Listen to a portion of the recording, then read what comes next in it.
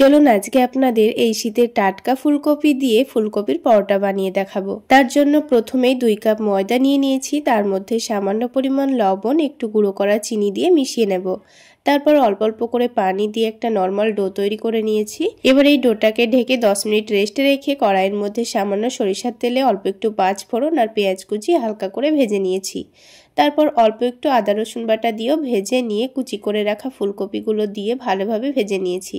তারপর স্বাদমতো লবণ, হলুদের গুঁড়ো, জিরে গুঁড়ো, ধনে গুঁড়ো, অল্প একটু গরম মশলা গুঁড়ো আর ঝালের জন্য কাঁচামরিচ কুচি দিয়ে আবার একটু ভালোভাবে ভেজে নিয়েছি। তারপর পরিমাণ মতো পানি দিয়ে ফুলকপিগুলোকে ঢেকে রান্না করে নিতে হবে যতক্ষণ না পর্যন্ত সেদ্ধ হচ্ছে।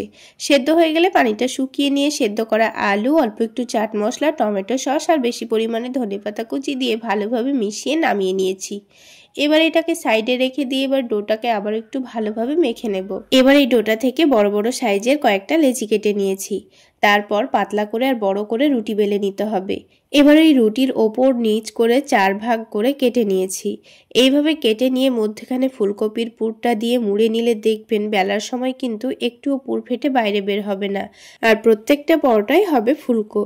তো দেখুন সবগুলো লই রেডি করার পর 5 মিনিট রেস্টে রেখে দিয়ে প্রথমে যে লইটা তৈরি করেছিলাম সেটা থেকে প্রথমে পরোটাটা বেলে নেব।